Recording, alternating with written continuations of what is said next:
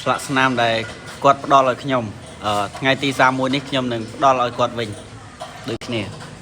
បាទជំរាបសួររន្ទះជើងមុខសេតចម្រើនគុណខ្មែរបាទជំរាបសួរបាទមួយរយៈដូចស្ងាត់បងណោះស្ងាត់បាទស្ងាត់មកសប្តាហ៍ទេ3សប្តាហ៍នេះសប្តាហ៍ក្រោយ4ណា4ណាហើយមានប្រកួតថ្ងៃណាបងដូចជាសប្តាហ៍ក្រោយបងថ្ងៃ31ថ្ងៃ31ហើយប៉ះកីឡាករណាដែរបងប៉ះអូស្ត្រាលីដៃគូចាស់ដៃគូចាស់បាទចំហើយដៃកីឡាករអូស្ត្រាលីដៃគូចាស់ដែរប្រកួតនៅទៅមួយសាំងគុណខ្មែរហ្នឹងហ្មងបាទលទ្ធផលពេលហ្នឹងមិនដែរពេលយើងប្រកួតនៅប្រទេសអូស្ត្រាលីនោះចាញ់ទុគេបងហើយមកវិញមានស្នាមផ្លែឥឡូវចិត្តទុំហើយគេបានបេះហូបហើយហើយការប្រកួតយើងថ្ងៃប៉ុន្មានមិនដឹងទេបងថ្ងៃ31បងថ្ងៃ31ខែប៉ុន្មានដែរខែ5ខែ5ជុំហើយប៉ះកីឡាករជនជាតិអូស្ត្រាលីជាដៃគូចាស់ដែលស្ថាបនិក IFPCC លោកថមមីគីផុសហើយថានឹងផ្ដល់ឱកាសឲ្យចម្រើនកូនខ្មែរសងសឹកជាមួយកីឡាករជនជាតិអូស្ត្រាលីបាទហ្នឹងហើយមើលទៅគេល្អដែរបង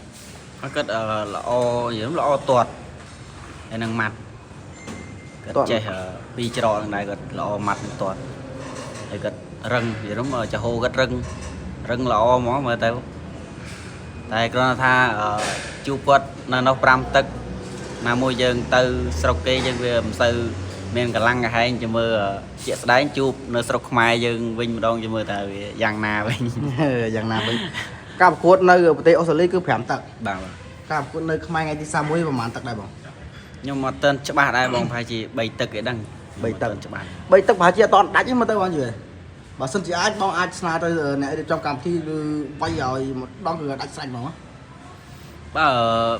ទ5ទឹកក៏បាន3ទឹកក៏បានដែរព្រោះយើងធ្លាប់ឆ្លងកាត់5ទឹកមកកន្លងមកហើយព្រោះយើងពេលនេះយើងអត់បារម្ភទេសំខាន់ឲ្យតែយើង